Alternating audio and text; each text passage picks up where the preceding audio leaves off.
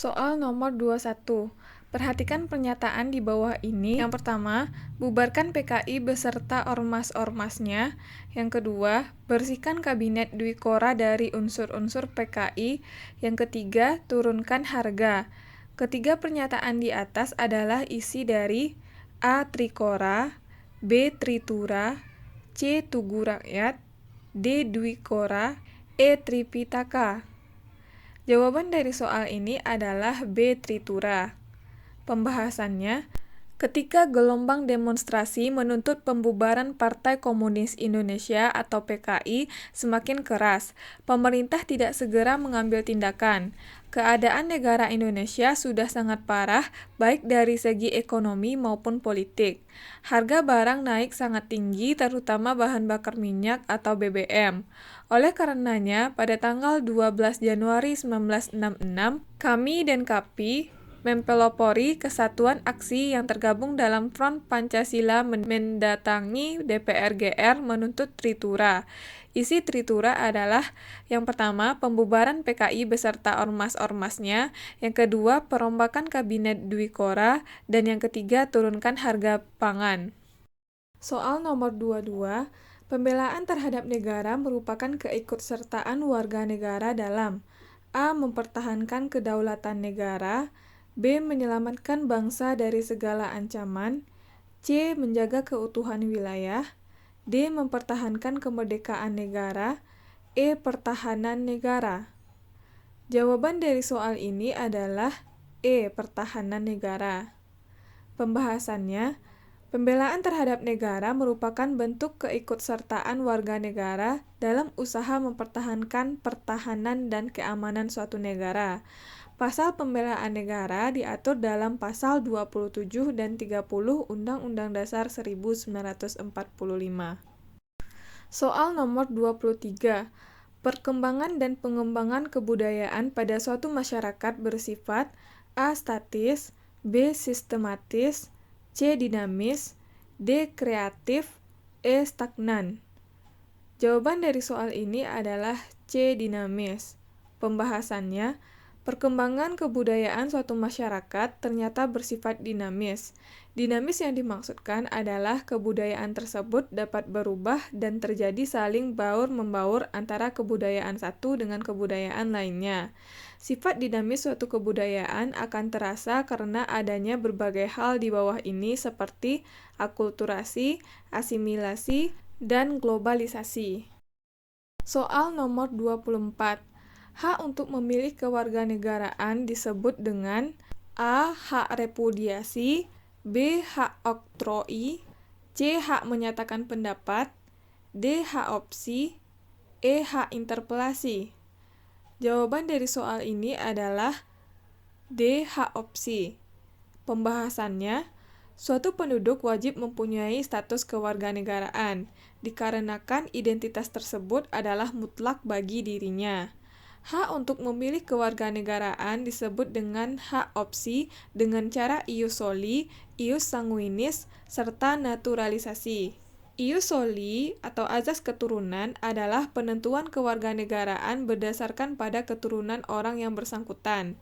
Yang kedua, ius sanguinis atau azas kedaerahan adalah penentuan kewarganegaraan berdasarkan tempat kelahirannya. Yang ketiga, naturalisasi dibedakan menjadi dua, yaitu yang pertama, naturalisasi biasa atau stem cell aktif. Artinya adalah seseorang harus melakukan tindakan hukum tertentu secara aktif untuk menjadi warga negara. Yang kedua, naturalisasi istimewa atau stem cell pasif. Maksudnya adalah seseorang dengan sendirinya dianggap menjadi warga negara tanpa melakukan suatu tindakan hukum tertentu. Biasanya, naturalisasi istimewa diberikan pada seseorang yang telah berjuang untuk suatu bangsa atau telah masuk ke wamil negara itu. Soal nomor 25. Ilmu pengetahuan yang mempelajari tentang peninggalan-peninggalan sejarah dan purbakala untuk menyusun kembali kehidupan masyarakat manusia pada masa lampau adalah A. Arkeologi, B. Geologi, C. Antropologi, D. Filologi, E. Paleontologi. Jawaban dari soal ini adalah A. Arkeologi. Pembahasannya, ilmu yang mempelajari peninggalan-peninggalan sejarah dan purbakala untuk menyusun kembali kehidupan manusia dan masyarakat masa lampau adalah arkeologi. Soal nomor 26. Pembentukan MPRS dianggap sebagai salah satu penyimpangan terhadap demokrasi karena A. Anggota MPRS harus setuju kembali ke Undang-Undang Dasar 1945. B. Anggota MPRS diangkat oleh Presiden. C. Anggota MPRS harus setuju kepada manifesto politik. D. Anggota MPRS terdiri dari berbagai unsur elemen. E. Setia kepada perjuangan Republik Indonesia. Jawaban dari soal ini adalah B. Anggota MPRS diangkat oleh Presiden. Pembahasannya, pembentukan MPRS dianggap sebagai salah satu penyimpangan terhadap demokrasi karena bertentangan dengan Undang-Undang Dasar 1945 Pasal 2 Ayat 1, yaitu Majelis Permusyawaratan Rakyat terdiri atas anggota Dewan Perwakilan Rakyat dan anggota Dewan Perwakilan Daerah yang dipilih melalui pemilihan umum dan diatur lebih lanjut dengan undang-undang. Pembentukan MPRS menyimpang karena dipilih oleh Presiden dan bukan dipilih oleh rakyat.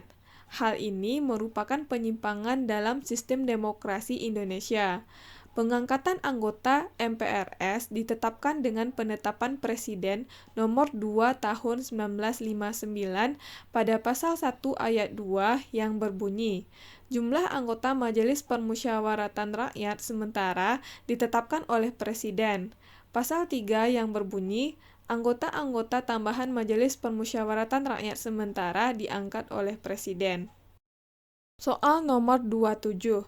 Berikut ini yang bukan fungsi hukum Indonesia adalah A. Alat kontrol sosial, B. Mempertahankan aturan tata tertib di masyarakat, C. Melindungi kepentingan manusia dalam masyarakat, D. Untuk menyelesaikan pertikaian, E. Menata kehidupan masyarakat dalam pergaulan. Jawaban dari soal ini adalah E. Menata kehidupan masyarakat dalam pergaulan. Pembahasannya, fungsi hukum di Indonesia antara lain yang pertama, sebagai alat kontrol sosial, yang kedua, sebagai alat kritik dan perubahan sosial, yang ketiga, sebagai sarana untuk mewujudkan keadilan sosial, yang keempat, sebagai alat penata ketertiban dan keteraturan masyarakat. Yang kelima, untuk melindungi kepentingan manusia. Yang keenam, untuk menyelesaikan pertikaian. Soal nomor 28. Keliru apabila pandangan bahwa Indonesia kini anti-asing. Pesan kepada perbankan nasional agar berupaya keras supaya bank asing tidak sampai mendominasi perbankan di Indonesia semata demi daya dorong sektor real perekonomian nasional. Sektor real penting berkaitan dengan penciptaan lapangan kerja dan pasokan produk domestik. Kehadiran pihak asing, terutama investor asing, tidak bisa dinisbikan. Investor asing termasuk yang datang dengan modal segar ke sektor perbankan, manufaktur, infrastruktur jelas diperlukan apabila kemampuan itu tidak dimiliki di dalam negeri. Kondisi ini terutama ketika krisis keuangan melanda Indonesia tahun 1998-1999 lalu. Makanya, bukan kejutan ketika pihak asing bisa menguasai saham perbankan Indonesia hingga 99%. Karena ketika itu perlu daya tarik untuk investor asing masuk dengan dana segar. Tidak perlu azas resiprokal, tidak penting negara di mana bank asing tadi berasal harus membuka diri bagi keberadaan Bank Indonesia. Tetapi kondisi pada lebih 1 dekade lalu, kini kondisinya sudah berubah. Pasar Indonesia sudah berkembang pesat. Kemampuan ekonomi Indonesia diukur dari produk domestik bruto atau PDB sudah mencapai 8.242 triliun tahun 2012. Indonesia masuk dalam kelompok 20 negara dengan kekuatan ekonomi level global. Kini Indonesia menjadi daya tarik dengan kemampuan daya beli yang tinggi. Dengan penduduk hingga 240 juta jiwa, di mana sekitar puluhan juta merupakan kelas menengah dengan kemampuan bekerja yang jauh di atas rata-rata, maka semua investor asing berdatangan. Sebuah berita bagus, tetapi juga sebuah ketergantungan yang kian tinggi. Karenanya, pesan bahwa perbankan nasional jangan sampai didominasi asing semata untuk mengurangi ketergantungan yang tinggi ini. Kedaulatan yang besar dalam perbankan nasional guna menjamin jangan sampai suatu ketika negara ini hanya gigit jari karena fungsi intermedian perbankan untuk menggerakkan sektor real dan pembangunan pedesaan tidak berjalan karena bank asing lebih memilih mengirim keuntungannya ke negara asalnya. Dukungan perlu diberikan kepada Bank Indonesia yang menetapkan azas resiprokal bagi sebuah perbankan asing yang mau membeli sebuah bank di negara ini. Negara asal bank tadi harus siap menerima perbankan Indonesia di sana. Apalagi negara tadi selama ini menjadi salah satu negara tujuan wisata atau kegiatan bisnis sejumlah besar warga Indonesia. Ketentuan lain bahwa bank asing tadi juga harus bersedia membuka sejumlah kantor cabang di sejumlah kota di luar Pulau Jawa juga perlu didukung. Ini agar bank asing tadi juga ikut menjalankan fungsi intermediasi bagi daerah yang selama ini relatif sepi secara ekonomi. Dengan demikian, ada kesetaraan dalam beban dengan bank nasional. Sebenarnya, mengurangi ketergantungan pada asing tidak hanya pada perbankan. Manufaktur, perminyakan, infrastruktur juga harus didominasi kalangan nasional.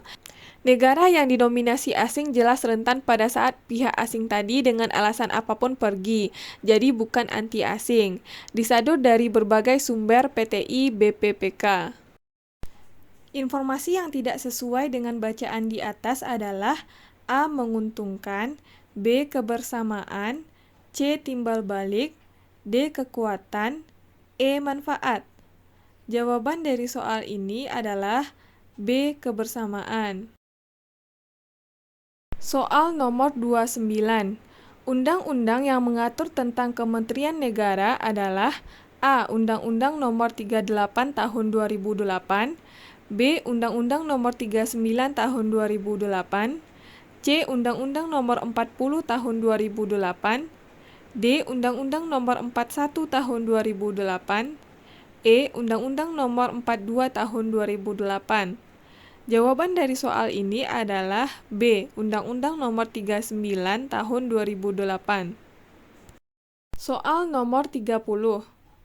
Upaya Indonesia memperbaiki tata kelola sumber daya alam melalui moratorium izin perikanan di laut dan izin kehutanan perlu diperbaiki. Langkah itu perlu segera dilakukan mengingat masing-masing kebijakan pemerintah akan berakhir dalam 1-2 bulan mendatang. Moratorium tak hanya untuk Indonesia tetapi juga komitmen bagi dunia global, kata Rizal Gamar, Country Director The Nature Konservasi Indonesia di Jakarta. Saat ini, ancaman global perubahan iklim nyata bisa semakin parah ketika hutan tropis di Indonesia tak dikelola dengan baik. Di hutan masih banyak tumpang tindih perizinan, pembalakan liar, dan konflik sosial. Di sektor perikanan tangkap, pencurian dan eksploitasi ikan membuat sebagian perairan Indonesia ada penangkapan berlebih. Selama ini, perairan Indonesia menyuplai kebutuhan ikan di berbagai belahan dunia. Namun, sumber daya laut dan hutan yang menjadi modal alam Indonesia itu belum dimanfaatkan berkelanjutan. Pemerintah merespon kondisi itu dengan kebijakan moratorium izin kehutanan di hutan alam primer dan gambut sejak 2011 yang akan berakhir Mei 2015. Lalu November 2014, Menteri Kelautan dan Perikanan Susi Puji Astuti menghentikan sementara izin perikanan tangkap yang berakhir April 2015. Moratorium kehutanan belum dilakukan efektif, namun sayang kalau moratorium dihentikan, mengingat usahanya sudah sangat besar, kata Herlina Hartanto, Direktur Terestrial TNC Indonesia.